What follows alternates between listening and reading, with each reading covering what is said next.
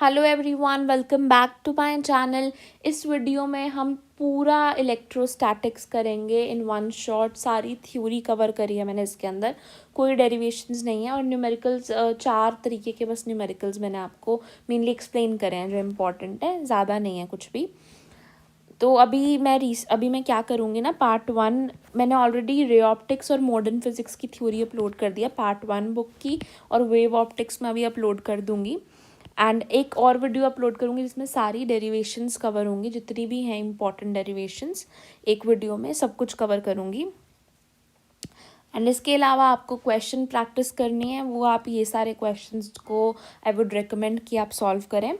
सो अभी हम without wasting time let's get started with the first chapter, जो कि इलेक्ट्रिक चार्जेस एंड फील्ड्स। सबसे पहले इस चैप्टर में हम पढ़ते हैं चार्ज आता कैसे है किसी बॉडी में। पॉजिटिवली चार्ज्ड बॉडी तब होगी जब उसके अंदर इलेक्ट्रॉन की कमी हो चुकी है, यानी इलेक्ट्रॉन जो है कहीं और चले गए हैं, डेफिशिएंसी है इलेक्ट्रॉन की। नेगेटिव चार्ज तब होगा जब इलेक्ट्रॉन आ गए हैं, यानी एक्सेस ऑफ इलेक्ट्रॉन है, ठीक है। अब अगर इलेक्ट्रॉन आए हैं तो वो अपना मास भी साथ लेके आए होंगे, तो इसका जो मास होगा वो ज़्यादा होगा एंड पॉजिटिवली चार्ज्ड बॉडी का मास जो होगा वो कम होगा। किसी न्यूट्रल बॉडी के अंदर जितना प्रोटॉन्स होते हैं उतने ही उसके अंदर इलेक्ट्रॉन्स होते हैं, इसीलिए वो न्यूट्रल होती है। अब सबसे पहले हम बात करते हैं क्वांटाइजेशन ऑफ चार्ज के बारे में। चार्ज जो होता है वो क्वांटाइज्ड होता है, यानी किसी भी बॉडी पे अगर मुझे कोई चार्ज मिल रहा है तो फिर वो इलेक्ट्रॉन के चार्ज का एक इंटीग्रल मल्टीपल होगा। हो सकता है वो -1 ई हो सकता है 1 ई हो, 2 ई हो, 3 ई हो, कैसा भी हो सकता है, but it can never be 1.5 E और 1.25 E. I hope I am clear. Next हम इस चैप्टर में सबसे इम्पॉर्टेंट पढ़ते हैं जो कि होता है कूलम्स लॉ। कूलम्स लॉ क्या कहता है? कूलम्स लॉ बेसिकली कहता है अगर 2 पॉइंट चार्जेस हैं मेरे पास Q1 Q2, तो उनके बीच में वो आपस में एक दूसरे को फोर्स लगाएंगे। अगर लाइक चार्जेस हैं, सेम चार्जेस हैं, सेम तरीके के चार्जेस हैं, तो फिर वो आपस में एक दूसरे को रिपेल करेंगे। अगर वो ऑपोजिट चार्जेस हैं, उनका साइन डिफरेंट है, एक पॉजिटिव एक नेगेटिव, तो वो आपस में अट्रैक्ट करेंगे। तो दोनों अगर चार्जेस हैं तो आपस में वो फोर्स तो लगाएंगे, तो वो जो फोर्स होगी that will be directly proportional to the product of the charges and inversely proportional to the distance, square of the distance between them. यहीं से आपका कूलम्स लॉ है जो आता है, फोर्स किसके बराबर होती है? K(Q1 Q2)/r² के बराबर होती है, जहाँ पे K की वैल्यू 1/4πε0 होती है। K की वैल्यू 1/4πε0 वैक्यूम के अंदर फ्री स्पेस में 9 × 10⁻9 होती है। अगर ε0 की वैल्यू जाननी है तो 8.85 × 10⁻−12 होती है। ये जो है ये वैक्यूम के अंदर वैल्यूज़ है। आई होप इट्स क्लियर। अब बात करते हैं इसकी लिमिटेशंस की। तो ये जो है चार्ज आपका रेस्ट पे होना चाहिए, यहाँ पे चार्ज आपका पॉइंट चार्ज होना चाहिए, और न्यूक्लियर डिस्टेंसेस के लिए ये जो लॉ है कूलम्स का लॉ, ये वैलिड नहीं होता है। ये तो था वैक्यूम के अंदर अगर मुझे फोर्स लगानी है। अगर मैं कहीं पे मीडियम में मेरे 2 चार्जेस प्रेजेंट हैं, फिर उनके बीच की फोर्स में क्या फ़र्क आएगा? तो फिर जो उनकी नई फोर्स होगी, अगर वो वैक्यूम में होते तो कितनी होती? Divided by the dielectric constant. Dielectric constant से उसे डिवाइड कर दो तो आपका आ जाएगा आंसर। अब डाइलेक्ट्रिक कांस्टेंट होता क्या है? अच्छा, एप्सिलॉन आर बेसिकली क्या होता है? मीडियम की permittivity divided by epsilon not. इसीलिए एप्सिलॉन आर ही आपका बेसिकली डाइलेक्ट्रिक कांस्टेंट भी होता है। तो अगर जब मैं यहाँ पे डाइलेक्ट्रिक कांस्टेंट लिख रही हूँ तो बेसिकली आप ऐसे भी कह सकते हो कि मैंने क्या किया है, 1/4πε0 इंटू एप्सिलॉन आर कर दो, तो भी आपको सेम चीज़ है। एप्सिलॉन आर ही आपका बेसिकली डाइलेक्ट्रिक कांस्टेंट होता है कि मीडियम की परमिटिविटी कितनी ज़्यादा है as compare to the vacuum की। यानी मीडियम जो है वो कितना इनहिबिट कर रहा है इलेक्ट्रिक फील्ड को, कितना इनहिबिट कर रहा है चार्जेस को फोर्स लगाने के लिए as compare to the vacuum.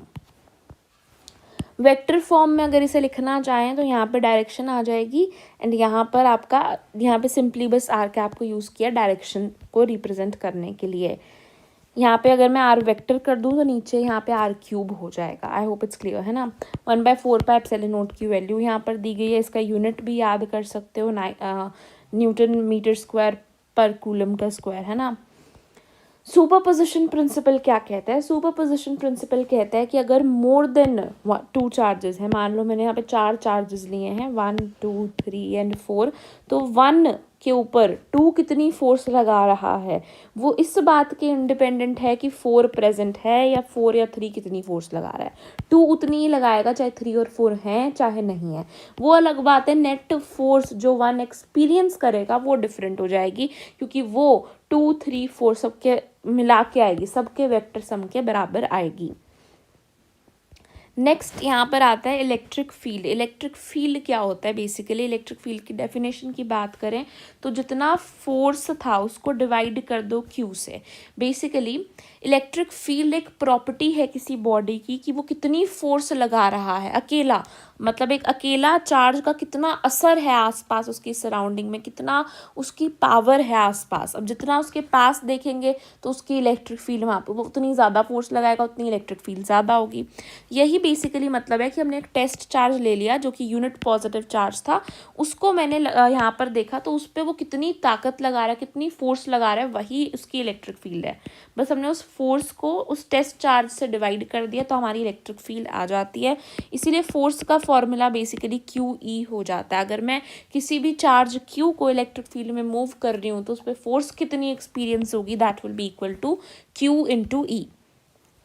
Electric field की डायरेक्शन पॉजिटिव टू नेगेटिव होती है। मान लो यहाँ पे आपकी इलेक्ट्रिक फील्ड जा रही है तो मैं मानूंगी कि ये पॉजिटिव साइड होगी, ये नेगेटिव साइड होगी, क्योंकि पॉजिटिव टू नेगेटिव ही पॉइंट करती है।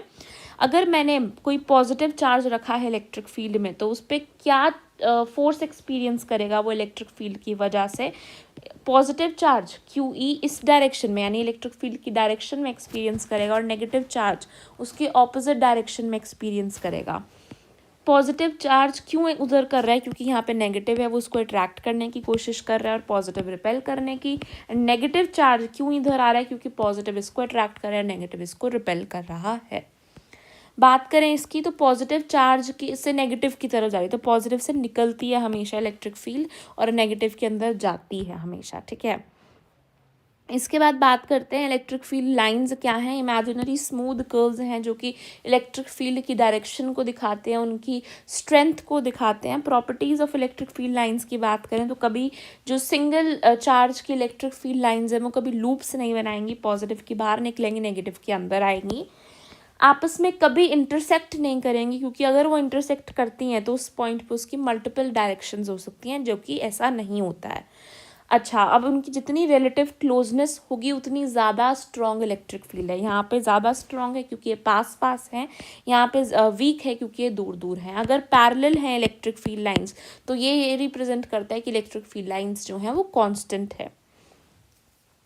इलेक्ट्रिक फील्ड लाइंस जो हैं वो एक स्ट्रेच्ड इलास्टिक स्ट्रिंग की तरह बिहेव करती हैं। अगर मैं यहाँ पे बात करूँ, दो, एक पॉजिटिव एक नेगेटिव है, तो कुछ इस तरीके से पॉजिटिव के बाहर निकलेंगी एंड नेगेटिव में चली जाएंगी, नेगेटिव के अंदर आएंगी। अगर दो पॉजिटिव लिए हैं मैंने तो यहाँ पर दो पॉजिटिव हैं तो इस तरीके से ये बाहर जाएंगे दोनों ही और बीच में हमें एक न्यूट्रल पॉइंट मिलेगा जहाँ पे कोई इलेक्ट्रिक फील्ड नहीं है। इलेक्ट्रिक फील्ड की नेक्स्ट प्रॉपर्टी की बात करें तो ये परपेंडिकुलरली ओरिजिनेट करती हैं किसी भी कंडक्टर के सरफेस से, यानी किसी भी कंडक्टर के सरफेस से ये इलेक्ट्रिक फील्ड इस तरीके से परपेंडिकुलरली आती हैं बाहर। क्यों परपेंडिकुलरली आती हैं? अगर ये किसी एंगल पे आएंगी तो इसके दो कंपोनेंट्स बनेंगे, एक कंपोनेंट तो परपेंडिकुलर होगा, एक कंपोनेंट उसको यहाँ पे घुमाना चाहेगा जिससे सरफेस करंट आ जाएगा जो कि नहीं प्रेजेंट होता है।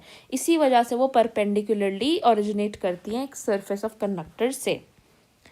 लास्ट प्रॉपर्टी क्या है? इलेक्ट्रिक फील्ड लाइंस कभी भी कंडक्टर के अंदर एंटर नहीं करती, यानी इलेक्ट्रिक फील्ड एक कंडक्टर के अंदर जीरो होता है पूरे इलेक्ट्रोस्टैटिक्स यूनिट में।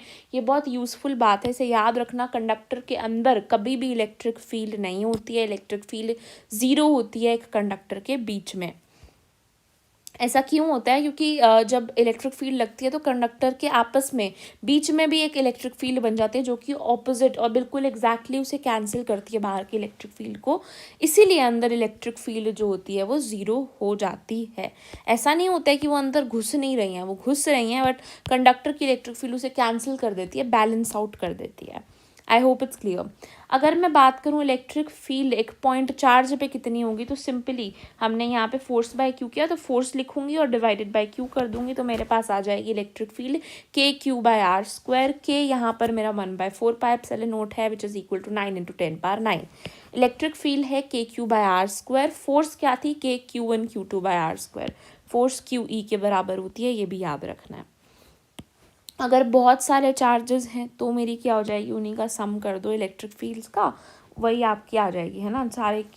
सारी इलेक्ट्रिक फील्ड्स का आपस में सम कर देना है।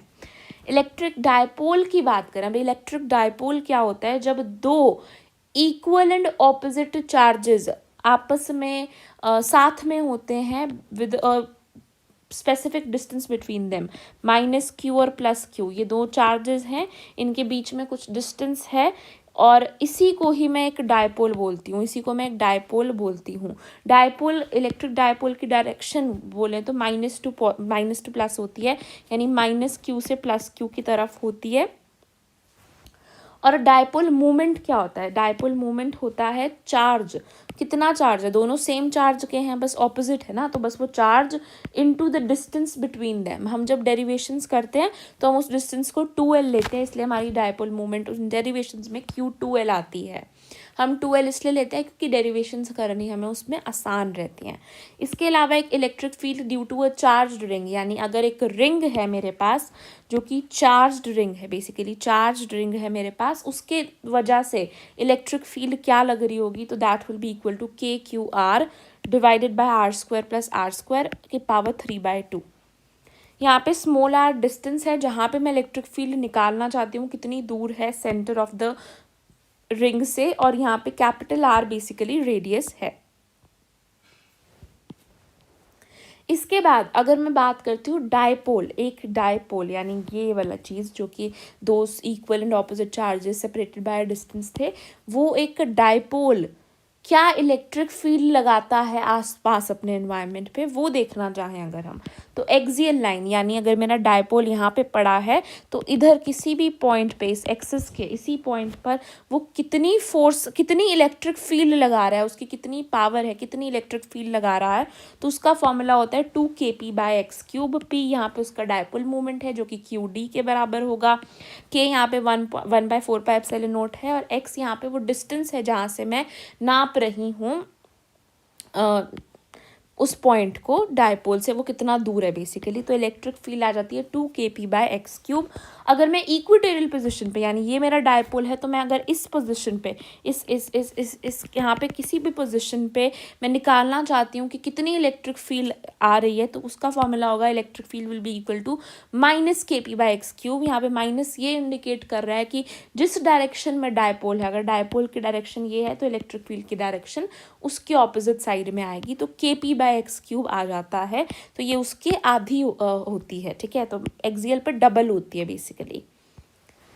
टॉर्क की बात करें, टॉर्क किसकी, इलेक्ट्रिक डायपोल जब एक यूनिफॉर्म फील्ड में है, यानी कि आपका एक डायपोल जब एक इलेक्ट्रिक फील्ड के अंदर प्रेजेंट होगा, इमेजिन करो इलेक्ट्रिक फील्ड में एक डायपोल पड़ा है तो उस पर टॉर्क लगेगी, किस तरीके से लगेगी, ये मेरा प्रेजेंट है, यहाँ पर मेरा मान लो माइनस चार्ज है, यहाँ पे प्लस है, तो प्लस को तो यहाँ पे खींचेगा इलेक्ट्रिक फील्ड, माइनस को यहाँ पे, तो यही तो होता है, ऐसे ऑपोजिट डायरेक्शन में कपलिंग हो रही है, तो ये घूमकर टॉर्क लगेगी इसके ऊपर।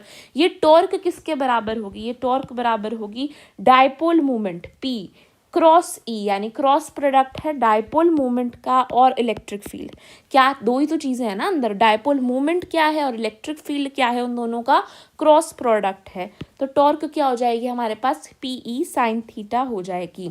अब यहाँ पर याद रखना है, जब भी थीटा 0 डिग्री होता है तो स्टेबल इक्विलिब्रियम होता है, और 180 डिग्री होता है तो अनस्टेबल इक्विलिब्रियम हमारे पास आता है। तो याद रखना है कि जो टॉर्क है वो PE sin थीटा के बराबर होती है। आई होप याद रहेगा। टॉर्क पीई साइन थीटा के बराबर है work done by the field, यानी कि फील्ड इलेक्ट्रिक फील्ड ने कितना वर्क डन किया उसको रोटेट करने में, किसको रोटेट करने में, डायपोल को रोटेट करने में work done by the field कितना होगा, पीई डेल्टा कॉस थीटा। कितना थीटा, मान लो 20 डिग्री से घुमाया है, पहले 80 डिग्री पे पड़ा था, अब 60 पे पहुंच गया है, तो फिर यहाँ पर 20 आ जाएगा, कोस 20 आ जाएगा, है ना। I hope it's clear. Work done by the field is equal to PE delta cos theta, torque PE sine theta. Potential energy क्या होगी डायपोल की यूनिफॉर्म फील्ड में, उसी यूनिफॉर्म फील्ड के अंदर ही पड़ा अभी भी डायपोल, उसके पोटेंशियल एनर्जी क्या होगी, वो माइनस पीई कॉस थीटा। याद करो, torque PE sine theta, work done PE delta cos theta, potential minus PE cos theta. ठीक है, एक बार रिपीट कर रही हूँ, टॉर्क क्या आई थी, PE sine theta, p cross e, और पोटेंशियल एनर्जी क्या आई है, माइनस पी डॉट ई, यानी minus PE cos theta. Work done क्या था फील्ड का, PE delta cos theta. I hope it's clear. इसके बाद हम बात करते हैं कंटिन्यूस चार्ज डिस्ट्रीब्यूशन की। लीनियर चार्ज डेंसिटी की बात करें तो लेमडा होती है। बेसिकली हम यहाँ पे कुछ टर्म्स डिफाइन कर रहे हैं। लीनियर चार्ज है तो हम उसमें लेमडा को डिफाइन करते हैं, जो कि क्या होता है, चार्ज पर यूनिट लेंथ। और सरफेस चार्ज डेंसिटी, यानी कुछ सरफेस है तो हम चार्ज पर यूनिट एरिया को डिफाइन करते हैं, जो कि सिग्मा होता है। एंड वॉल्यूम चार्ज डेंसिटी के लिए मैं चार्ज पर यूनिट वॉल्यूम को डिफाइन करती हूँ, जो कि रो के बराबर होता है। तो याद रखना है, lambda d q by d l और sigma d q by d a, rho आपका d q by d v. Last concept पे आते हैं, इलेक्ट्रिक फ्लक्स क्या होता है। इलेक्ट्रिक फ्लक्स बेसिकली हमें बताता है कि एक स्पेसिफिक एरिया में से, किसी एक स्पेसिफिक एरिया की एक फ्लक्स होती है, तो उस स्पेसिफिक एरिया में से कितनी इलेक्ट्रिक फील्ड पास कर रही है परपेंडिकुलरली, उसी को ही मैं उसकी फ्लक्स बोलती हूँ।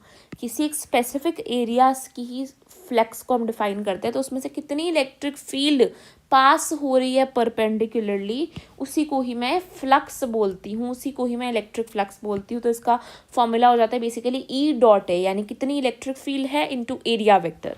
तो ई ए कॉस थीटा आ जाता है, area vector into electric field, e a cos theta आपकी फ्लक्स होती है। गोस लॉ क्या कहता है, गोस लॉ कहता है कि ये जो आपका ई डॉट डी ए था, यानी ये जो आपका ई ए कॉस थीटा था, ये किसके बराबर होता है, ये बराबर होता है Q enclosed bye epsilon not. यानी उस चार्ज, उस सरफेस के अंदर जो हमने एरिया लिया था, उस एरिया के अंदर कितना चार्ज पड़ा हुआ है डिवाइडेड बाय एप्सिलॉन नॉट, यही आपका इलेक्ट्रिक फ्लक्स के बराबर है। यानी यही आपका फ्लक्स के बराबर है।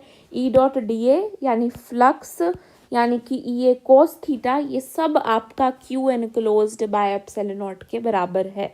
बहुत ही इंपॉर्टेंट फॉर्मूला है, वेरी इंपॉर्टेंट, याद रखना है। देन जो भी मैंने येलो कलर से, येलो हाईलाइट कर रखे हैं मैंने येलो से, उन सारे फॉर्मूलाज को आपने अच्छे से अपने दिमाग में रखना है। वही आपके फॉर्मूला शीट है बेसिकली। अब हम बात करते हैं एप्लीकेशंस इन गोस लॉ। इस गोस लॉ को यूज़ करके मैंने infinite line charge, infinite plane sheet और स्फेरिकल शेल के लिए, तीनों के लिए रिजल्ट्स, यानी तीनों की इलेक्ट्रिक फील्ड मैंने इसको यूज़ करके फाइंड करी है। तो इसकी डेरिवेशंस भी बड़ी इंपॉर्टेंट, डेरिवेशंस के लिए सेपरेट वीडियो है, यहाँ पे बात ही नहीं करते हैं। इलेक्ट्रिक फील्ड एक इनफाइनाइट लाइन चार्ज के लिए, एक लाइन चार्ज के लिए इलेक्ट्रिक फील्ड क्या हो जाएगी, lambda by 2 pi epsilon naught R. यानी कि इसमें खास बात ये है कि ये इंडिपेंडेंट ऑफ एल है, यानी उसकी लाइन चार्ज की कितनी ही लेंथ हो, कोई फर्क नहीं पड़ता, वो इलेक्ट्रिक फील्ड सेम लगाएगा, चाहे इतनी है चाहे इतनी है। बट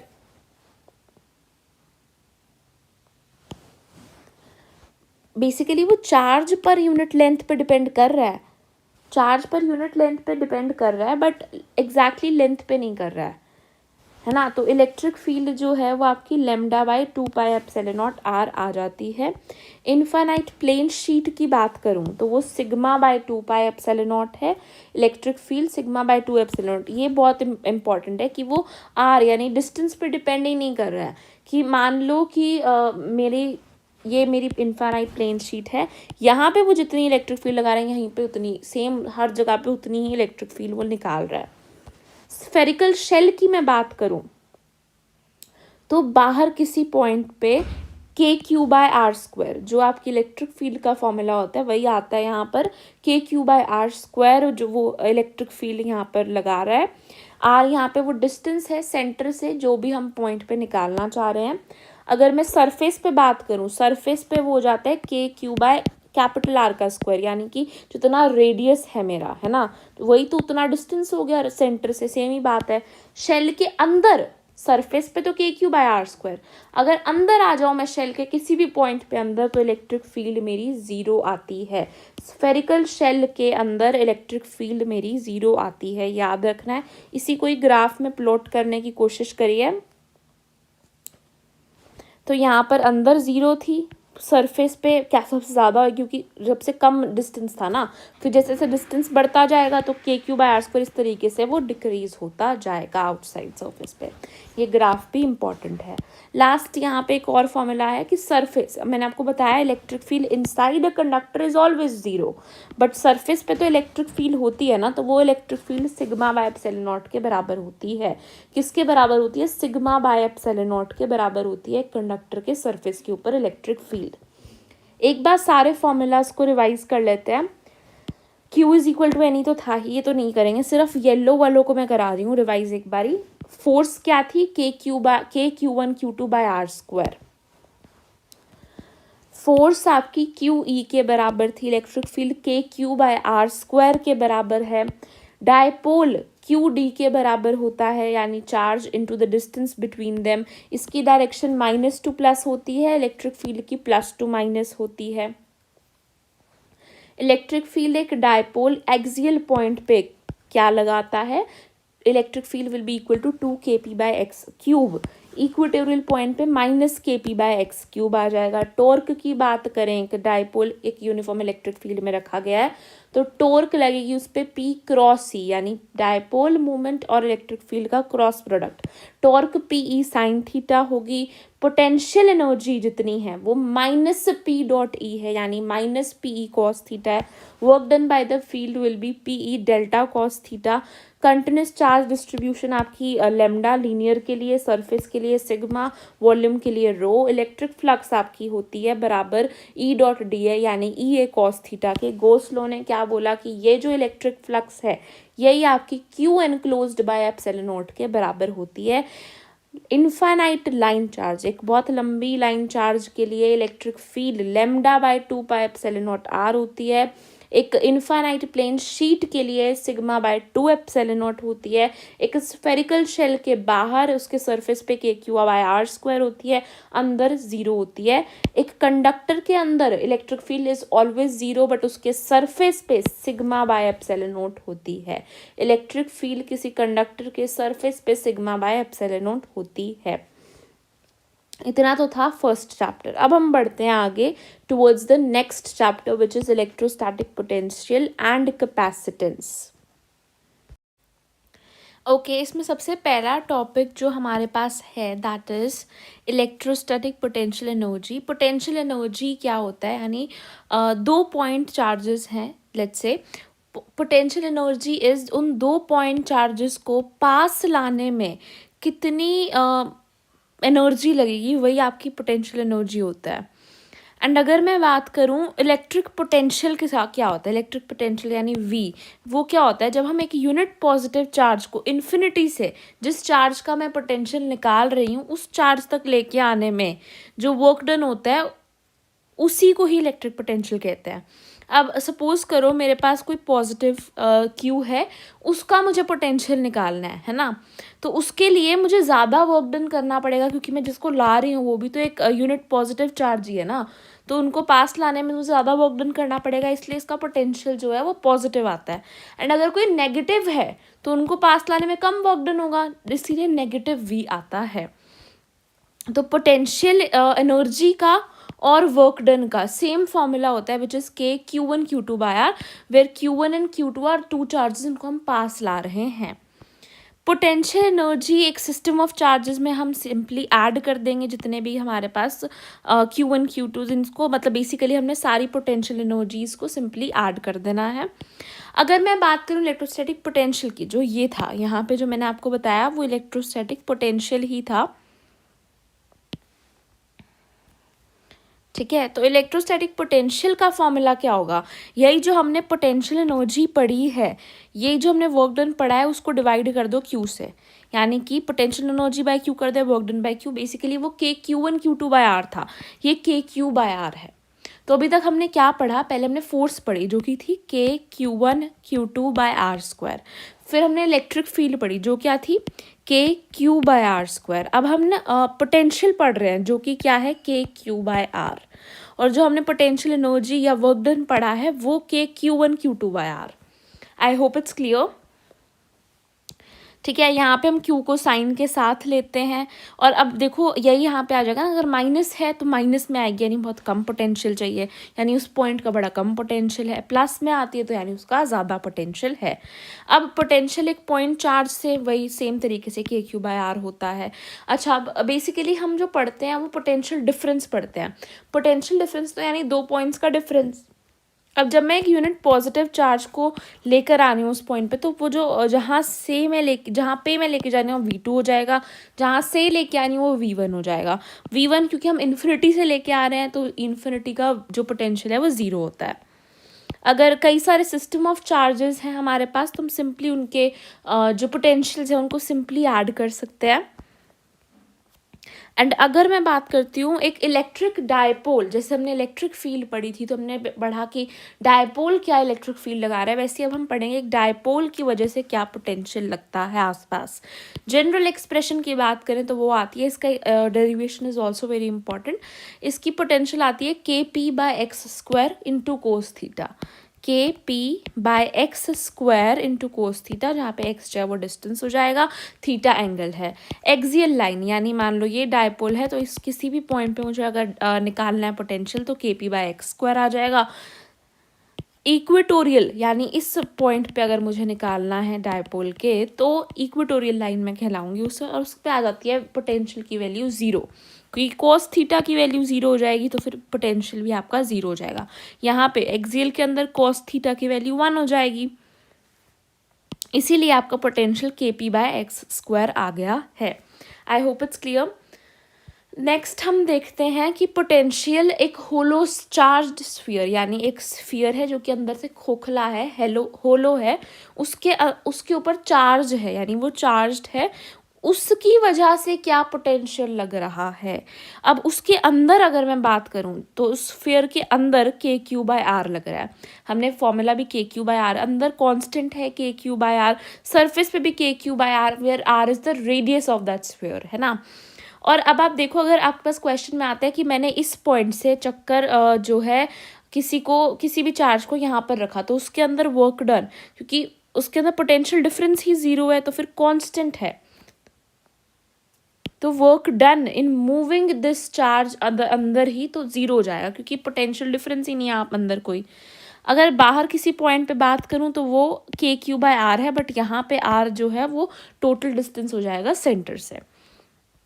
इसको ग्राफ में प्लॉट करना हो तो पहले अंदर तक कांस्टेंट था, यहाँ पे आके सीधा डिक्रीज होगा जैसे जैसे और दूर जाता जाएगा पॉइंट।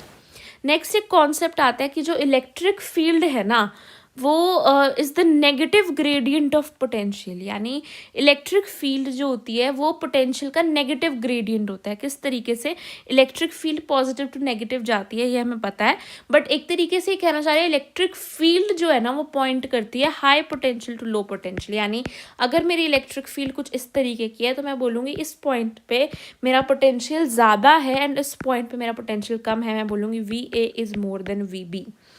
तो इलेक्ट्रिक फील्ड जो है वो पॉइंट करती है high potential to low potential, जबकि पोटेंशियल की कोई डायरेक्शन नहीं है, स्केलर क्वांटिटी है, बट इलेक्ट्रिक फील्ड की डायरेक्शन जो पॉजिटिव टू नेगेटिव है वो ये दिखाती है कि जहाँ पे इस साइड हाई है एंड इस साइड लो होता जा रहा है पोटेंशियल, तो उसका नेगेटिव ग्रेडियंट है।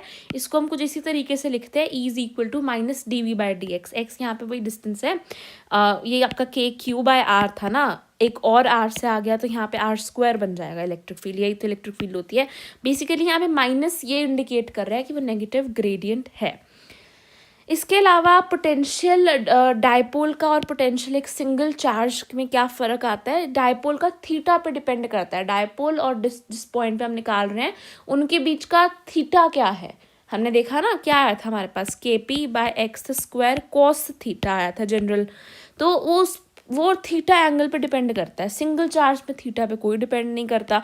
मेरा कोई सिंगल चार्ज है, जितना पोटेंशियल यहाँ पे उतना यहाँ पे उतना यहाँ पे, जब ये सारे डिस्टेंस सेम है, सेम डिस्टेंस पे कहीं पे भी आप देख लो तो आपका सेम आती है पोटेंशियल। ठीक है, ये सिलेंड्रिकली सिमेट्रिकल होता है एंड ये स्फेरिकली सिमेट्रिकल है। हाँ, एक स्फीयर में ये सारे पॉइंट्स में सिमेट्रिकल है, ये सिलेंड्रिकली सिमेट्रिकल है। ये जो है इनवर्सली, यानी पोटेंशियल जो होता है वो इनवर्सली प्रोपोर्शनल होता है डिस्टेंस से, तो ये इनवर्सली प्रोपोर्शनल है 1/r² के। ये 1/r के, KQ/r था यहाँ पे फॉर्मूला, यहाँ पे हमारे पास KP/x² यानी r² था basically. I hope it's clear. इसके बाद आता है इक्वी पोटेंशियल सरफेस। ऐसा सरफेस, ये भी एक इमेजिनरी सरफेस है, ऐसा सरफेस जहाँ पे पोटेंशियल जो है वो सेम है। ये ऐसे सरफेस को इंडिकेट करता है जहाँ पे पोटेंशियल सेम है ऑल पॉइंट्स पे, उस सरफेस के सारे पॉइंट्स पे पोटेंशियल जो है बेसिकली सेम है।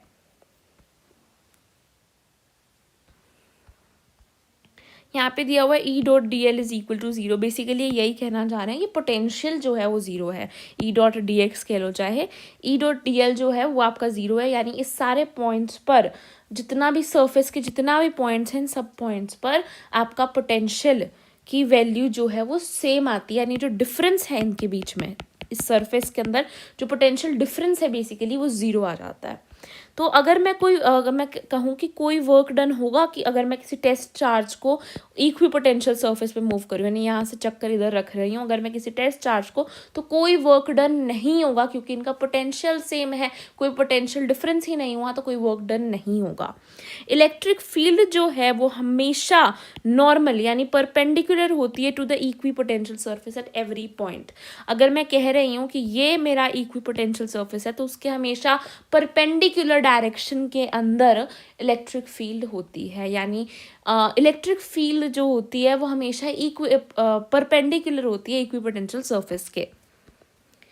नेक्स्ट है इक्विपोटेंशियल सरफेस जितने पास होंगे वो इंडिकेट करता है उतनी स्ट्रॉन्ग फील्ड प्रेजेंट है, यानी अगर इक्विपोटेंशियल सरफेस बहुत पास है दैट मीन्स वहाँ पे इलेक्ट्रिक फील्ड बहुत अच्छी है, और अगर वो बड़े दूर है इसका मतलब वहाँ पे इलेक्ट्रिक फील्ड बड़ी वीक है। कोई भी दो इक्विपोटेंशियल सरफेस आपस में कभी इंटरसेक्ट नहीं करते हैं एक दूसरे को। यहाँ पे कुछ इक्विपोटेंशियल सर्फेसेस बने हुए हैं। पॉजिटिव चार्ज के लिए इस तरीके से बाहर जा रहा था, हमने बोला स्फेरिकली सिमेट्रिकल है, इस तरीके से इक्विपोटेंशियल सर्फेस बन जाते हैं। इनका गैप जो है ना वो छोटा होता जाता है, पहले यहाँ पे बड़ा कम था, दैट इंडिकेट्स की स्ट्रॉन्गर फील्ड थी, धीरे धीरे जाके वो बड़ा हो जाता है गैप, वो इंडिकेट कर रहा है कि वो वीक हो रही है फील्ड। अगर दोनों सेम चार्ज हैं पॉजिटिव तो देखो इस तरीके से दोनों में बाहर जा रही हैं, अगर नेगेटिव होता है तो दोनों में अंदर आती। और जो इनकी इक्विपोटेंशियल सरफेस की बात करूं अगर, तो देखो इस चार्जेस के आसपास की जो रीजन है वहाँ पे बहुत स्ट्रॉन्ग है, यहाँ पे काफ़ी वीक होती जा रही है। एक पॉइंट होता है जहाँ पे पोटेंशियल जहाँ पे 0 हो जाता है बिल्कुल सेंटर के अंदर, है ना। तो यहाँ पर आपके जो पोटेंशियल है यहाँ पे वीक है इलेक्ट्रिक फील्ड, एंड यहाँ पे क्योंकि एक दूसरे को कैंसिल कर रहे हैं ना इलेक्ट्रिक फील्ड, इसलिए यहाँ पर वीक होती जाएंगी जितनी, एंड इस वाले रीजन के अंदर स्ट्रॉन्गर है। अगर पॉजिटिव नेगेटिव हैं तो अभी देखो यहाँ पर बिल्कुल भी कोई पोटेंशियल नहीं लगेगा। जब हम पोटेंशियल की बात कर रहे हैं ना, पोटेंशियल कोई इलेक्ट्रिक फील्ड से रिलेटेड की बात, देखो इलेक्ट्रिक फील्ड यहाँ पर फोर्स जो है यहाँ पे 0 हो सकती है पॉजिटिव में, क्योंकि दोनों कैंसिल कर देंगे, बट पोटेंशियल कभी 0 नहीं हो सकता लाइक चार्जेस में, क्योंकि पोटेंशियल तो स्केलर क्वांटिटी है ना, दोनों का ही पॉजिटिव पोटेंशियल आएगा तो ऐड होके कभी थोड़ी सब्ट्रैक्ट थोड़ी हो सकता है। तो यहाँ पर इसलिए पोटेंशियल था, यहाँ पे बीच में एक पॉजिटिव है एक नेगेटिव है तो पोटेंशियल होगा ही नहीं यहाँ पर, दैट्स वाई यहाँ पर बीच में पोटेंशियल इक्विपोटेंशियल सरफेस आता ही नहीं है। यहाँ पर देखो इस तरीके से इधर स्ट्रॉन्गर रीजन्स आते हैं पॉजिटिव नेगेटिव के आसपास, क्योंकि यहाँ पे होगा जब तो नेगेटिव वाला बहुत स्ट्रॉन्ग होगा, पॉजिटिव वाला वीक होगा, यहाँ पे होगा तब नेगेटिव वाला भी थोड़ा वीक हो जाएगा, पॉजिटिव वाला तो बहुत ही वीक हो जाएगा। तो यहाँ पे इसलिए स्ट्रॉन्ग है, यहाँ पे थोड़े वीक है, यहाँ पर है ही नहीं क्योंकि वो आपस में एक दूसरे को कैंसिल कर देंगे। पॉजिटिव नेगेटिव की इलेक्ट्रिक फील्ड लाइन्स तो हम ऑलरेडी देख चुके हैं। अच्छा, जब हमारे पास यूनिफॉर्म इलेक्ट्रिक फील्ड है तो ये सारे इक्विपोटेंशियल सर्फेसेस हैं, यानी यहाँ पे पूरी रीजन के अंदर ही यहाँ पर आ जाएंगे ना, ये यूनिफॉर्म इलेक्ट्रिक फील्ड के अंदर ये आपके इस तरीके से इक्विपोटेंशियल सर्फेस आ जाते हैं। और यहाँ पे हम ऐसा बोलेंगे कि ये वाला हाई पोटेंशियल पे है, लो पे है, क्योंकि क्या था, electric field is the negative gradient of potential, यानी वो पॉइंट करती है from the high potential to the low potential. I hope it's clear. याद रखने वाली बात यहाँ पे ये है, लाइक चार्जेस थे तो बीच में आया पोटेंशियल, जब अनलाइक थे तो पोटेंशियल नहीं आएगा क्योंकि वो आपस में माइनस होकर कैंसिल हो जाएगा बेसिकली। नेक्स्ट आता है potential energy in an electric field, जो हमने ऑलरेडी भी पढ़ी, वर्क डन, और ये आपका Q1 Q2 बाय आर थे। या मैं कह दूँ वर्क डन जो है वो बेसिकली Q डेल्टा V के बराबर होता है, यानी जो मेरा पोटेंशियल था उसमें अगर मैं Q मल्टीप्लाई कर दूँ तो Q1 Q2 बाय आर बन जाएगा। यही तो हमारा वर्क डन है, यही तो हमारा पोटेंशियल एनर्जी है। तो पोटेंशियल एनर्जी और वर्क डन दोनों का फॉर्मूला आपका Q1 Q2 बाय आर होता है। एंड इनको मैं ऐसे भी लिख सकती हूँ Q इंटू डेल्टा V, कितना पोटेंशियल डिफरेंस हुआ है ना। तो अगर आपसे पूछा जाए कि इतने पोटेंशियल से मैंने इसे मूव करा है, इस 2 कूलम का चार्ज है, तो वर्क डन क्या होगा, जितना भी आपने पोटेंशियल है उसको 2 कूलम से मल्टीप्लाई कर दो, सिंपल। अच्छा, work done to bring 2 charges together है बेसिकली, वर्क डन और पोटेंशियल एनर्जी दोनों क्या कहना चाह रही हैं, क्या इंडिकेट करें, उन दो को साथ में लाने में कितना वर्क डन हो रहा है। अगर वो अनलाइक चार्जेस हैं यानी प्लस माइनस होंगे तो आपका माइनस आएगी इसकी वैल्यू, यानी आप खुद सोचो प्लस माइनस को लाने में तो बहुत कम वर्क डन होगा ना, वो तो अपने आप ही आना चाहते हैं। अगर लाइक होंगे वो तो आपस में रिपेल करें, उनको लाने में बहुत वर्क डन होगा, इसलिए उनकी वैल्यू भी पॉजिटिव आएगी और हमारे पास मैथमेटिकली भी पॉजिटिव आएगी। तो ये लॉजिकली और मैथमेटिकली दोनों तरीके से सेट बैठता है। देन आगे बढ़ते हैं, electric dipole in uniform field, यानी कि अगर मैं डायपोल को एक यूनिफॉर्म फील्ड के अंदर रख दूं तो उसके ऊपर पोटेंशियल जो लगेगी वही यहाँ पर दिया हुआ है। पोटेंशियल हम पहले भी पढ़ चुके हैं, जो पोटेंशियल एनर्जी लगेगी that will be equal to minus PE cos theta, and जो वर्क डन होगा that will be PE delta cos theta. I hope it's clear. Potential energy जो लगेगी that will be minus PE cos theta, and work done जो होगा वो होगा PE cos theta 1 minus cos theta 2, basically delta cos theta है। ये potential energy का ही, पर यहाँ पे cos थीटा 2 माइनस 1 आना चाहिए था, बट हमें माइनस भी था तो उसको अंदर लेके हो गया। अगर मुझे कैलकुलेट करना है कितना वर्क डन हुआ और एक डायपोल को रोटेट करने में यूनिफॉर्म इलेक्ट्रिक फील्ड में, तो वो work done PE minus PE delta cos theta आता है, but cos theta 1 minus cos theta 2 आ जाता है। यहाँ पे पोटेंशियल एनर्जी जो आपकी वो माइनस PE cos थीटा होती है, ठीक है। 0 डिग्री आएगा तो स्टेबल, 180 डिग्री तो unstable. I hope it's clear, ठीक है। तो टॉर्क हमारे पास थी P cross E PE sine theta, potential energy आ गई minus PE cos theta, work done क्या हो गया PE डेल्टा cos थीटा, है ना। और वहाँ पे डेल्टा क्या हो जाएगा, तो 1 माइनस 2 है, चाहे आप इसे minus PE delta cos theta याद रख लो, ठीक है। अब आ जाओ डाइलेक्ट्रिक्स के ऊपर। डाइलेक्ट्रिक्स क्या होते हैं, वो बेसिकली इंसुलेटर्स ही होते हैं। इंसुलेटर्स तो समझते हैं, कंडक्टर्स इंसुलेटर्स वाले।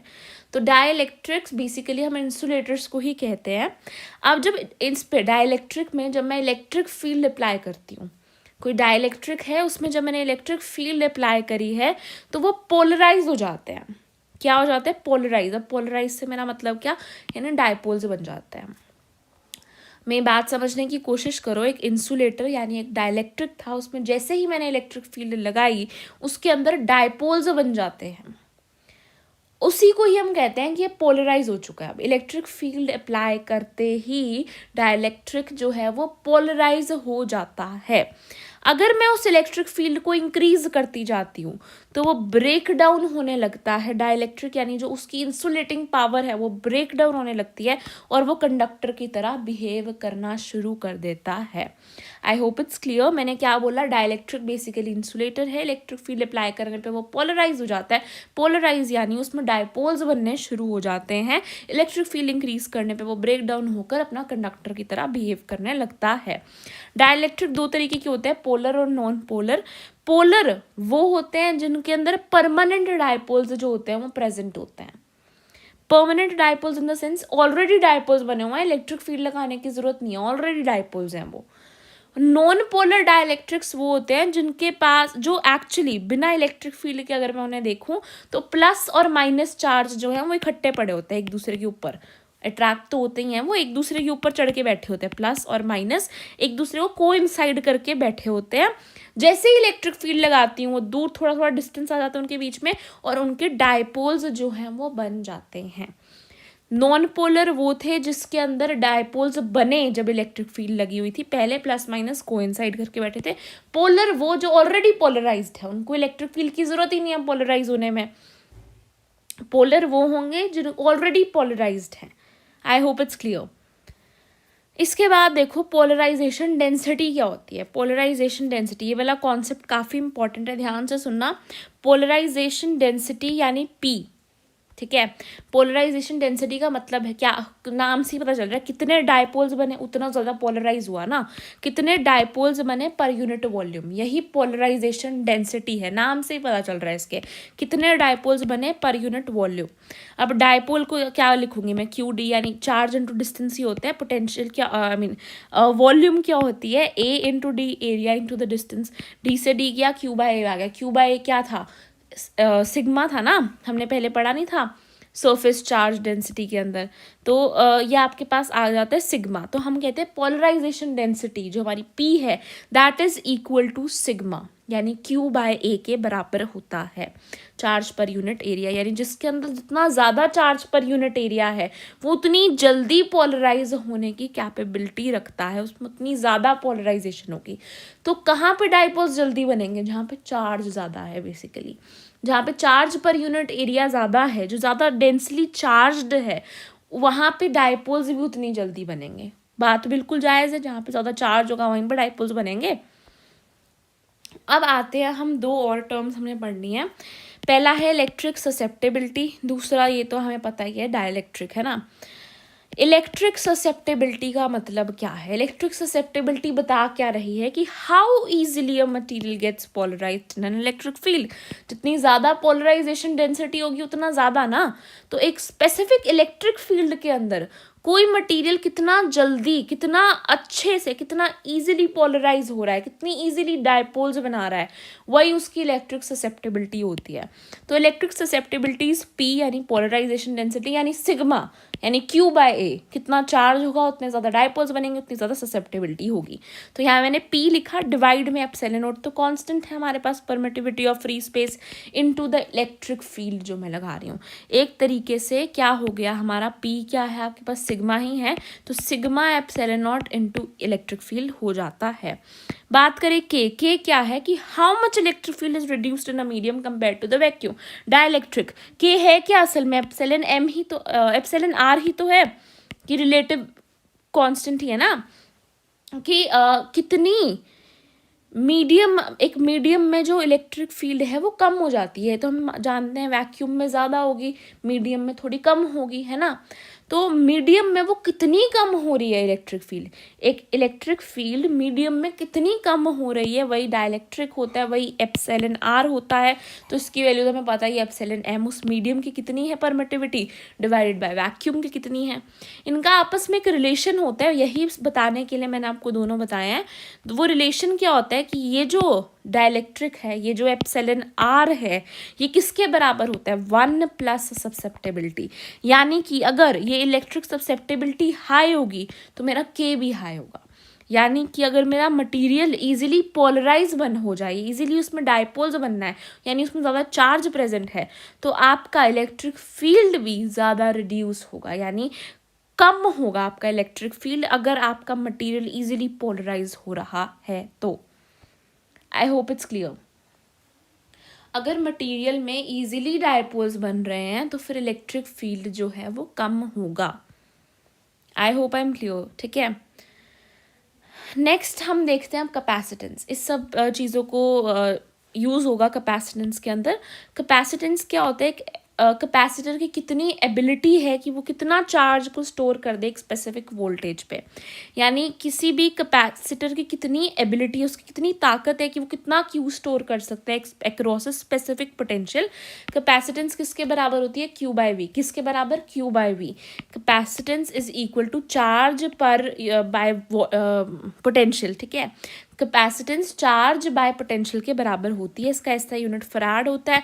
बहुत इंटरेस्टिंग बात, कैपेसिटेंस क्यू और डेल्टा वी, क्यू और वी यानी चार्ज और आपका पोटेंशियल दोनों के इंडिपेंडेंट है। क्या बात कर रहे हो, ऐसा नहीं लग रहा देख के कि Q जो है उसके डायरेक्टली प्रोपोर्शनल है और V के इन्वर्सली प्रोपोर्शनल है, Q बढ़ाएंगे तो कैपेसिटेंस नहीं बनेगा क्या? Q इंडिपेंडेंट है, बहुत ध्यान से सुनना। अगर मैं Q बढ़ाती हूँ कहीं पे भी, अगर मैं Q इंक्रीज कर रही हूँ तो मेरा V भी इंक्रीज हो जाएगा, इसलिए कैपेसिटेंस जो है वो कांस्टेंट रहेगी। अगर मैं V इंक्रीज करती हूँ या V डिक्रीज करती हूँ लेट्स से, तो मेरा Q भी अपने आप डिक्रीज हो जाएगा, इसीलिए कैपेसिटेंस वहाँ पे कांस्टेंट रहेगी। इसीलिए कैपेसिटेंस इंडिपेंडेंट है कितना Q है और कितना V है, that is just equal to charge पर by the potential. I hope it's clear. अब बात करते हैं हम कुछ कैपेसिटेंस हम निकालते हैं, जैसे हमने आइसोलेटेड स्फेरिकल कंडक्टर, एक आइसोलेटेड स्फेरिकल कंडक्टर कितना चार्ज को स्टोर कर सकता है, उसकी कितनी पावर है चार्ज को स्टोर करने की, तो वो आ जाता है 4 pi epsilon naught R. R उसका रेडियस है, जितना ज़्यादा रेडियस उतनी ज़्यादा उसकी पावर, उतना ज़्यादा जगह है उसके पास, उतना ज़्यादा चार्ज स्टोर करेगा। पैरेलल प्लेट कैपेसिटर की बात करें तो बिना डाइलेक्ट्रिक, जब डाइलेक्ट्रिक प्रेजेंट नहीं है तो normally epsilon naught A by D, क्या है epsilon naught A by D. I hope it's clear है ना। यहाँ पर देखो एक इलेक्ट्रिक फील्ड के फॉर्मूला लिखा हुआ है, अगर एक प्लेट है, ये तो हमने देखा ना पैरेलल प्लेट कैपेसिटर, कैपेसिटर में तो 2 प्लेट्स होंगी ना, एक काली थोड़ी होगी, तो एक प्लेट की इलेक्ट्रिक फील्ड, एक प्लेट की वजह से क्या इलेक्ट्रिक फील्ड लगती है, हमने पहले पढ़ा नहीं था जब हमने गॉस लॉ की एप्लीकेशंस देखी थी, सिग्मा बाय 2 एप्सिलॉन नॉट। ऐसे ही यहाँ पे बताया गया कि 2 प्लेट्स में सिग्मा बाय एप्सिलॉन नॉट लगती है, ये बात याद रखनी है। 2 प्लेट्स की सिग्मा बाय एप्सिलॉन नॉट, यानी हमने देखी थी एप्लीकेशंस ऑफ गॉस लॉ में कि एक प्लेट की, एक शीट की sigma bye 2 epsilon not I थी, तो अगर 2 हो जाएंगे इंटू 2 कर दूंगी मैं यहाँ पर बेसिकली, तो 2 से 2 cancel, sigma by epsilon not बचती है जब 2 प्लेट्स है। तो बेसिकली अगर कोई पैरेलल प्लेट कैपेसिटर है उसकी इलेक्ट्रिक फील्ड पूछ ली जाए तो सिग्मा बाय एप्सिलॉन नॉट होती है, याद रखना है। कैपेसिटेंस पूछी जाए तो epsilon naught A by D, epsilon naught A by D. अब मैंने डाइलेक्ट्रिक ऐड कर दिया है। डाइलेक्ट्रिक ऐड करने से क्या होता है, कैपेसिटेंस इंक्रीज करती है। ये बात अपने दिमाग में, जहन में कैसे भी डाल लो, डाइलेक्ट्रिक जब भी मैं ऐड करूँगी तो मेरी कैपेसिटेंस जो है डाइलेक्ट्रिक टाइम्स बढ़ जाएगी। अगर मेरी पहले कैपेसिटेंस C थी, अब मैंने डाइलेक्ट्रिक ऐड कर दिया तो अब मेरी कैपेसिटेंस तो KC होएगी ही होएगी, बाकी चाहे कुछ भी हो या ना हो। आई होप आई एम क्लियर है ना। तो मेरी कैपेसिटेंस तो फॉर श्योर डाइलेक्ट्रिक टाइम्स बढ़ जाएगी। तो अब मेरी जो कैपेसिटेंस होगी, अगर मैंने डाइलेक्ट्रिक पूरा, ये जो मेरे पास ये थी स्लैब थी 2 है ना, इसके पूरे बीच में मैंने एक डाइलेक्ट्रिक ऐड कर दिया है, तो अब मेरी कैपेसिटेंस क्या हो जाएगी, पहले मेरी epsilon naught A by D थी, अब मेरी K epsilon naught A by D हो जाएगी। वही यहाँ पर लिखा हुआ है कि ये जब मैंने डाइलेक्ट्रिक को पूरा डाल दिया बीच में तो K epsilon naught A by D हो जाएगी। डाइलेक्ट्रिक डालने से कैपेसिटेंस बढ़ जाता है, यानी कि अब वो ज़्यादा Q को स्टोर कर सकता है उतने ही V में। अब जो हमारा कैपेसिटर है वो ज़्यादा एबिलिटी रखता है Q को स्टोर करने की। अगर डाइलेक्ट्रिक को मैंने पूरा नहीं डाला, पार्शियली डाला है, यानी ये मेरा कैपेसिटर था, मैंने डाइलेक्ट्रिक सिर्फ इतने से रीजन में डाला T थिकनेस में, बाकी ये D यहाँ पर क्या है मैं आपको बताना ही भूल गई, I'm so sorry। ये R रेडियस है, A यहाँ पे एरिया है, एंड जो एरिया है आपका बेसिकली यहाँ पे ये प्लेट का जो एरिया होता है वो एरिया, और D बीच का डिस्टेंस है, दोनों प्लेट्स के बीच में जो डिस्टेंस है वो एप्सिलॉन नॉट, यहाँ पे वही आपका फ्री स्पेस की परमिटिविटी। अब आ जाओ यहाँ पर, अगर मैंने डाइलेक्ट्रिक को पूरा नहीं डाला है, पार्शियली डाला है, ये मेरे पास मैंने सिर्फ T थिकनेस के अंदर मैंने डाला है, एक सेकेंड, मैंने सिर्फ T थिकनेस में डाला है, ये पूरी थिकनेस आपकी D है एंड मैंने सिर्फ T में इसे डाला है, ठीक है। तो आप देखो जो मेरी नॉर्मल यानी जहाँ पे कोई डाइलेक्ट्रिक प्रेजेंट नहीं है वहाँ के लिए क्या हो जाएगा, epsilon naught A D minus T, और जहाँ पे मेरे पास है वहाँ पे तो K टाइम्स ज़्यादा हो जाता है, तो वहाँ पे अगर मैं लिख दूँ प्लस, जिनके पास जो T वाले एरिया में ना, तो T बाय K, पाई के यानी ऊपर जाएगा बेसिकली, तो जितना थिकनेस वाला रीजन है वहाँ पर डाइलेक्ट्रिक प्रेजेंट है तो वहाँ पे K टाइम्स होना चाहिए, तो यहाँ पे डिवाइड में K यानी ऊपर ही गया है ना। I hope you get it. तो D माइनस T यानी यहाँ पे तो नॉर्मल वाला है, यहाँ पे हमारे पास जो डाइलेक्ट्रिक में तो K टाइम्स होता है ना, तो D बाय K आया है, नीचे है डिनोमिनेटर में इसलिए डिवाइड में है, ऊपर होती है टर्म तो मल्टीप्लाई में आता।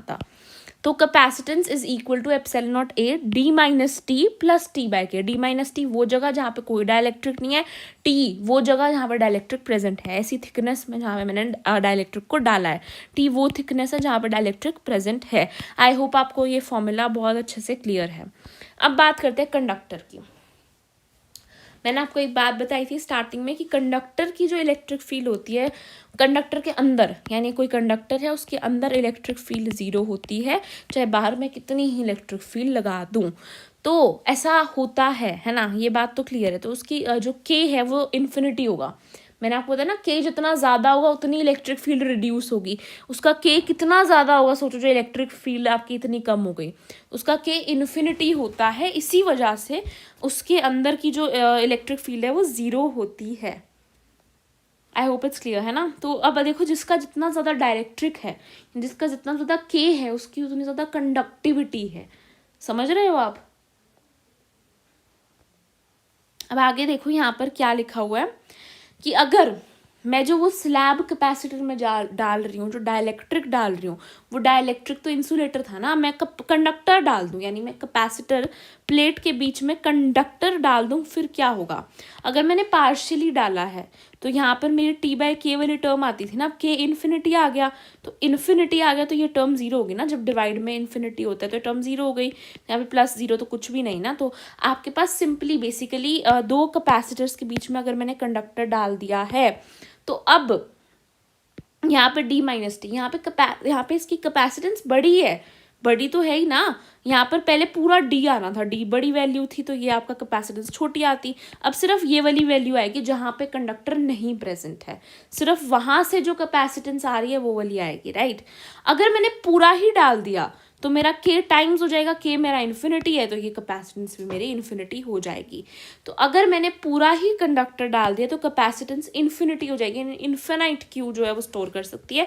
ये मैथमेटिकली तो मैंने बोल दिया, बट फिजिकली ये करना इम्पॉसिबल है, तो बड़ी इम्प्रैक्टिकल सी बात है ये, है ना। अब नेक्स्ट आता है कॉम्बिनेशन ऑफ कैपेसिटर्स, यानी इन कैपेसिटर्स को मैंने कॉम्बिनेशन में जोड़ा है, सीरीज यानी कुछ इस तरीके से साथ में जोड़ा है। जब मैं सीरीज में जोड़ रही हूँ तो उनका आपस में क्यू जो है वो सेम रहता है, यानी एक लाइन में जो भी है उन सब का चार्ज सेम रहेगा, और इनका पोटेंशियल जो है वो डिवाइड हो जाएगा। और अगर मुझे सीरीज में निकालना है, याद रखना जब हम रजिस्टर्स करते हैं तो सिंपली ऐड करते हैं, यहाँ पे 1/c है, 1/c equivalent 1/c1 plus 1/c2 करके आ जाएगा।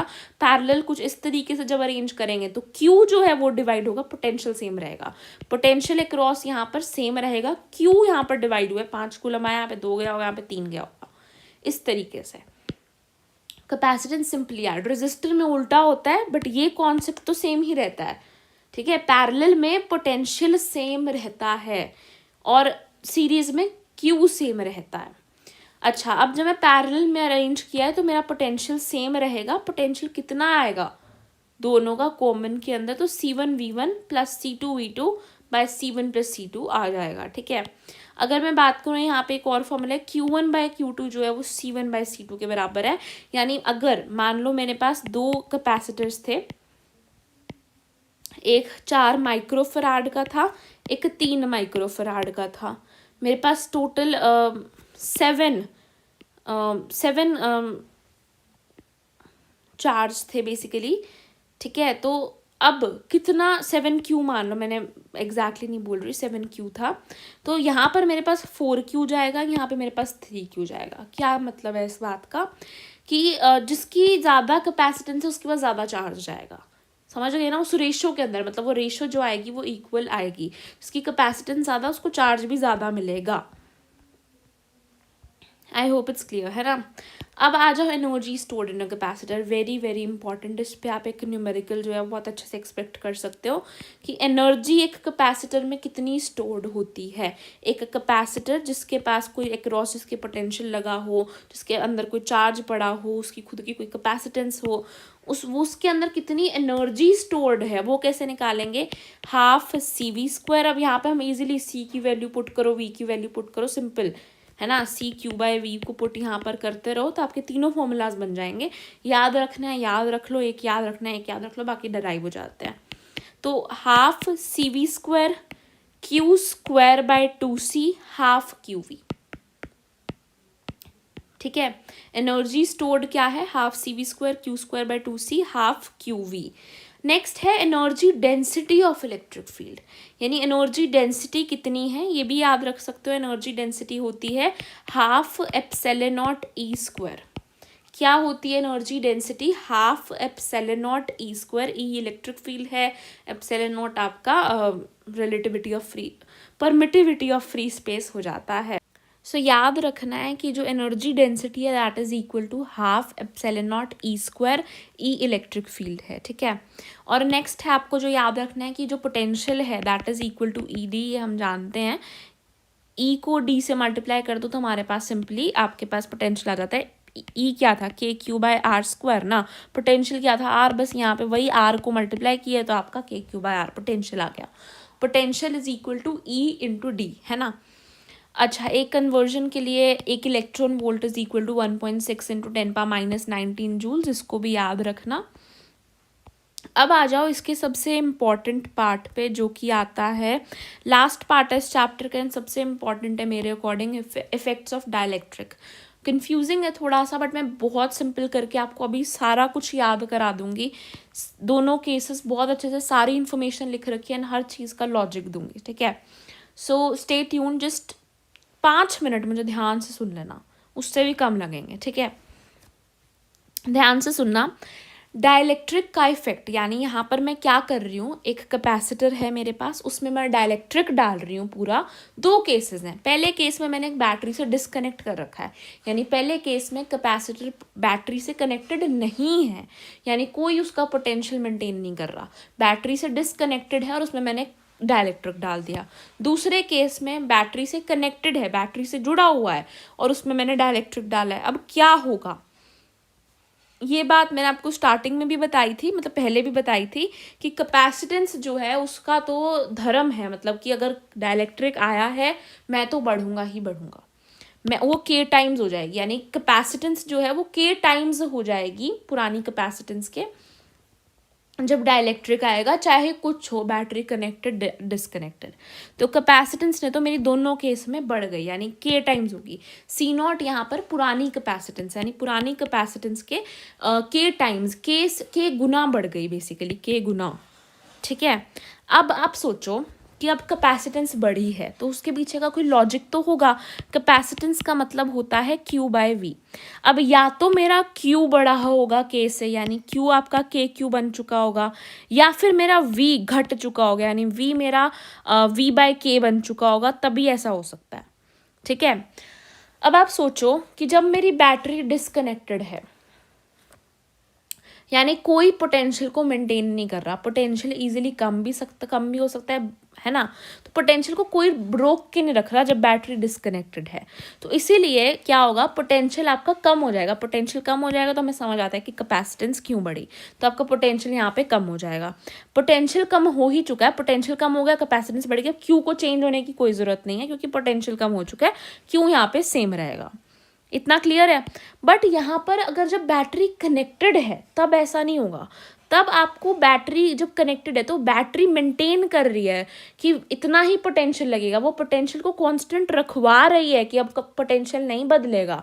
तो फिर अब कैपेसिटेंस को तो बढ़ना ही था, कैपेसिटेंस का तो धर्म है बढ़ना, कैपेसिटेंस क्यू बाय वी है ना। अब पोटेंशियल को किसी ने मेंटेन कर लिया, पोटेंशियल तो नहीं बदलेगी, अब क्यू को मजबूरी होगी कि चलो मेरे को ही बदलना पड़ेगा क्योंकि सी तो बढ़ चुका है।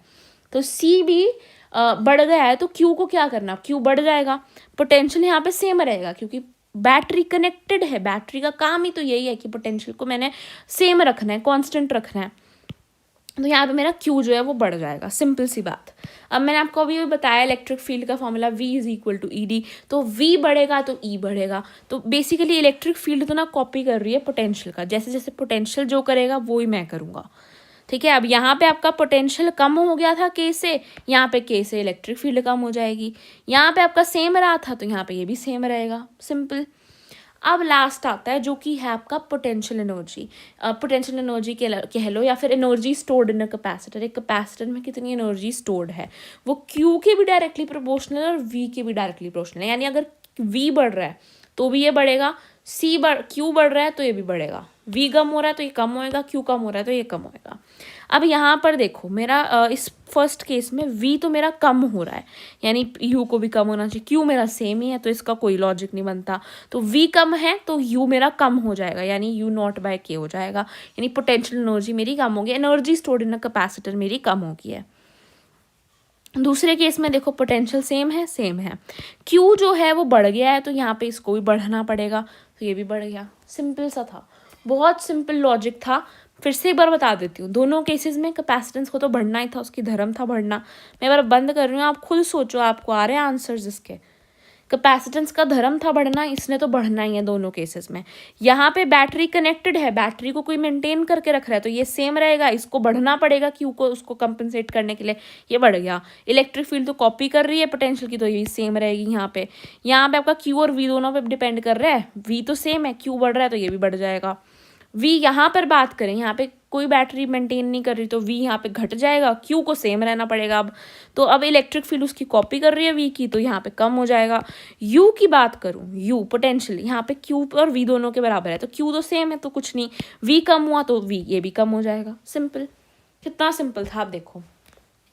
इसी के साथ सेकेंड चैप्टर भी पूरा कंप्लीट होता है। सेकेंड चैप्टर के लिए मैं आपको एक बार सारे फॉर्मूलाज रिवाइज करा देती हूँ जो भी थे। पोटेंशियल एनर्जी वर्क डन दोनों किसके बराबर है, के Q1 Q2 बाय आर के बराबर है, कोई दिक्कत तकलीफ नहीं है। पोटेंशियल किसके बराबर है, के क्यू बाय आर के बराबर है, के क्यू बाय आर है ना, ठीक है। इसके बाद हमने देखा जनरल एक्सप्रेशन क्या थी डायपोल की वजह से पोटेंशियल की, K P cos theta by x square, axial line पे K P by x square, equatorial पे 0, होलोस्फेयर के अंदर के क्यू बाय आर है ना, इस तरीके का ग्राफ था। इलेक्ट्रिक फील्ड जो है वो नेगेटिव ग्रेडियंट है पोटेंशियल का, positive to negative electric field है, वो high potential to low potential point करती है। यू या पोटेंशियल या आपकी पोटेंशियल एनर्जी और आपका वर्क डन दोनों Q delta V Q V के बराबर होते हैं, दोनों के Q1 Q2 बाय आर के बराबर होते हैं, यानी क्यू को पोटेंशियल से मल्टीप्लाई किया गया है। इलेक्ट्रिक डायपोल को जब यूनिफॉर्म फील्ड में रखा गया तो टॉर्क क्या थी, P क्रॉस ई, P sign theta. Potential energy क्या है, minus P cos theta, minus P dot E. Work done क्या है आपका, minus PE delta cos theta कह लो, या फिर उसको माइनस को अंदर लेके PE डेल्टा कॉस थीटा कह लो। I hope it's clear too, है ना। डाइलेक्ट्रिक्स के बारे में हमने पढ़ा, पोलराइजेशन डेंसिटी P सिग्मा के बराबर आई थी Q by A, susceptibility P epsilon naught by electric field के बराबर आई, K आपका EM बाय ई नॉट के बराबर आया, ये आपका K1 प्लस XC के बराबर आया। कैपेसिटेंस Q बाय V थी, कैपेसिटेंस का आइसोलेटेड स्फेरिकल कंडक्टर की 4 पाई एप्सिलॉन नॉट R है, पैरेलल प्लेट के अंदर epsilon naught A by D है, इसकी 1 प्लेट की सिग्मा बाय 2 एप्सिलॉन नॉट होती है इलेक्ट्रिक फील्ड, और 2 प्लेट्स की sigma by epsilon naught. Dielectric present होगा तो K epsilon naught A by D हो जाएगी। अगर पार्शियली फिल करा तो एप्सिलॉन नॉट कैपेसिटेंस हो जाएगी epsilon naught A by D minus T plus T by K, T वो वाला एरिया है जहाँ पर डाइलेक्ट्रिक प्रेजेंट है। अच्छा, अगर कंडक्टर होगा तो आपकी D माइनस टी आएगा, यानी T बाय K वाली टर्म हट जाएगी क्योंकि वो 0 हो जाएगी। कॉम्बिनेशन के अंदर कैपेसिटेंस कुछ इस तरीके से ऐड होगी जब सीरीज होगा, क्योंकि Q आपका सेम रहेगा, V डिवाइड हो जाएगा। पैरेलल में Q डिवाइड होगा, V आपका सेम रहेगा, एक लाइन में Q सेम रहता है ना। पोटेंशियल आपका कॉमन की बात करें C1 V1 plus C2 V2 bye C1 plus C2, Q1 bye Q2 की जो रेशियो है वो C1 बाय C2 के बराबर है। जिसका ज़्यादा कैपेसिटेंस है उस पर ज़्यादा चार्ज भी जाएगा। यहाँ पर ऐसे उल्टा है रेजिस्टेंस से, इस यहाँ पे ऐसे पैरेलल में सिंपली ऐड हो रहे हैं, सीरीज में 1 बाय करके ऐड हो रहे हैं। एनर्जी कितनी स्टोर्ड है कैपेसिटर में, half CV square Q square by 2C, half QV। Energy density की बात करूँ इलेक्ट्रिक फील्ड की तो फिर हाफ एप्सिलॉन नॉट ई स्क्वायर, कितनी, हाफ एप्सिलॉन नॉट ई स्क्वायर। और जो पोटेंशियल है वो ED के बराबर होता है। एक इलेक्ट्रॉन वोल्ट 1.6 इंटू 10⁻⁻19 है। ये टेबल आपको बहुत अच्छे से याद होना चाहिए। कैपेसिटेंस दोनों में सेम, पोटेंशियल यहाँ पे घटेगी, यहाँ पे सेम रहेगी, क्यू यहाँ पे सेम रहेगा, बढ़ेगा। इलेक्ट्रिक फील्ड उसकी कॉपी करेगी पोटेंशियल की, पोटेंशियल एनर्जी क्यू और वी दोनों के डायरेक्टली प्रोपोर्शनल है, इस तरीके से वेरी करेगा। अब 4 यहाँ पे मेरे अकॉर्डिंग इंपॉर्टेंट न्यूमेरिकल्स हैं जो आपको मैं थोड़ा सा करना सिखा देती हूँ किस तरीके से करने हैं। सबसे पहले हम देखते हैं यहाँ पर L/√3 जो है वो सेंट्रॉइड होती है। कुछ चीज़ें जो आपको न्यूमेरिकल्स में पता होनी चाहिए। स्फीयर का वॉल्यूम 4/3 πr³ होता है। अगर आपके पास दो सेम वेक्टर्स हैं, उनको ऐड करना है, 120 डिग्री एंगल है तो आपका मैग्नीट्यूड ए ही आता है, एंड अगर 60 डिग्री है एंगल तो √3a आता है। पहले टाइप का न्यूमेरिकल है find points where f is 0। आपसे पूछा जाएगा कि दो आपको चार्जेस दे दिए जाएंगे स्पेसिफिकली, और उनका ऐसा पॉइंट पूछा जाएगा जहाँ पे फोर्स जो है वो 0 है। तो आपको थोड़ी हेल्प हो जाएगी, सॉल्व तो खुद ही करना है। प्लस प्लस, अगर मान लो दोनों सेम चार्जेस हैं, मतलब सेम तरीके के, माइनस माइनस भी हो सकते हैं, प्लस प्लस भी, और इक्वल हैं तो बीच में आएगा उनके पॉइंट, जो न्यूट्रल पॉइंट है वो उनके बीच में आएगा। अगर प्लस प्लस यानी सेम है बट अनइक्वल है तो फिर भी बीच में, मतलब उनके बीच में आएगा। बट यहाँ पे मान लो ये वाला छोटा है, ये वाला बड़ा है, ठीक है चार्ज, तो यहाँ पे कहीं पे शिफ्ट हो जाएगा, तो यानी उसकी साइड पे होगा बट होगा इनके बीच में ही, ठीक है। एंड अगर प्लस माइनस है और अनइक्वल है तो फिर आपके पास एक पॉइंट आएगा जो कि आउटर साइड पे, मान लो ये मेरे पास बड़ा वाला चार्ज है एंड ये मेरे पास छोटे वाला चार्ज है, एक प्लस है एक मेरे पास माइनस है, तो फिर मेरे पास अंदर नहीं आएगा, बाहर वाली साइड पे आएगा, कुछ यहाँ पे आएगा, यहाँ पे आएगा, सॉरी, जो छोटा चार्ज है उसकी साइड पे आएगा, छोटे वाले चार्ज की साइड पे आएगा, बीच में कोई पॉइंट नहीं आएगा उनके। अगर प्लस माइनस हैं और इक्वल है तो उनके कोई न्यूट्रल पॉइंट नहीं होएगा। आई होप आपको ये बात क्लियर है। देन है कि अगर इलेक्ट्रॉन या प्रोटॉन इलेक्ट्रिक फील्ड के अंदर हैं तो कितना टाइम लगेगा इस डिस्टेंस को कवर करने में। ऐसे टाइप ऑफ न्यूमेरिकल्स भी देखने को मिलते हैं। तो हम सिंपली करेंगे, हमें पता है F is equal to ma, तो एक्सलरेशन फोर्स बाय मास है। फोर्स यहाँ पे आपकी electric field into the charge QE होता है, फोर्स QE होती है ना, Q आपका चार्ज ऑफ इलेक्ट्रॉन, E आ जाएगा यहाँ पे E, एंड यहाँ पे मास ऑफ इलेक्ट्रॉन आ जाएगा। S आपका हमें पता है UT प्लस हाफ AT² होता है, UT 0 हो जाएगा क्योंकि स्टार्टिंग यानी U आपका 0 है इसलिए, ठीक है। तो S आपका हाफ AT² आ जाएगा। एक्सलरेशन ये पुट करनी है, अगर आपको T दिया है, S पूछा है तो भी निकल आएगा, S दिया T पूछा है तो भी निकल जाएगा। आई होप इट्स क्लियर। फिर थर्ड टाइप ऑफ न्यूमेरिकल है 27 ड्रॉप्स ऑफ सेम साइज की 27 ड्रॉप्स थी, हर एक का पोटेंशियल 220 वोल्ट था। इन्होंने आपस में कुलीस किया, यानी जुड़कर इन्होंने एक बड़ी ड्रॉप बनाई, तो उस बड़ी ड्रॉप का क्या पोटेंशियल होगा ये। तो इसमें 3 स्टेप्स हैं। पहले स्टेप में हम वॉल्यूम्स को इक्वेट करेंगे, वॉल्यूम क्योंकि सेम रहेगी है ना, 27 टाइम्स जो उसकी वॉल्यूम थी वो बड़े की वॉल्यूम हो जाएगी, और उससे मैं रेडियस का रिलेशन निकाल लूँगी। तो 27 4/3 पाया, ये छोटे का है, ये बड़े वाली रेडियस है ना, बड़े वाली ड्रॉप की 4/3 पाया। यहाँ पे सब कुछ कट के आपके पास रिलेशन आ जाएगा 3r, यानी 3 टाइम्स जो आपका रेडियस है बड़े वाले का बेसिकली, ठीक है।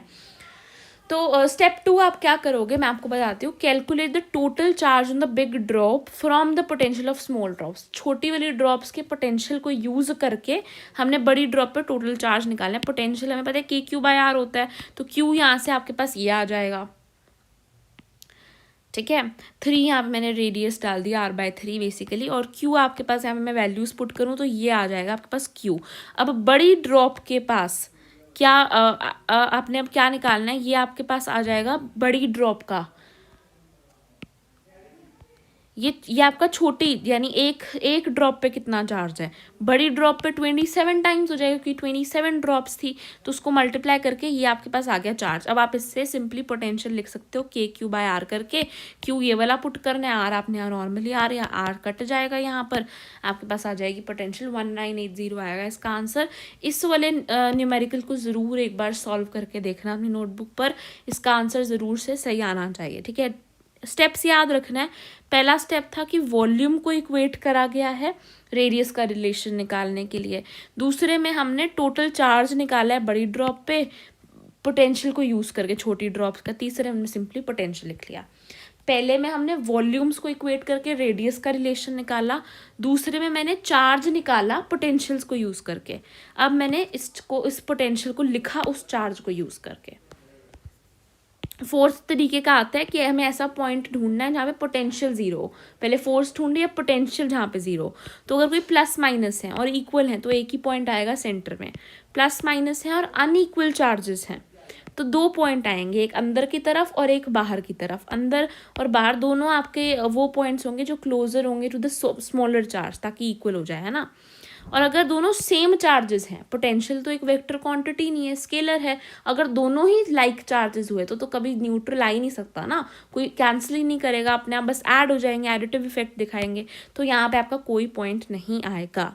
आई hope it's clear. That's it for this video. Thank you for watching.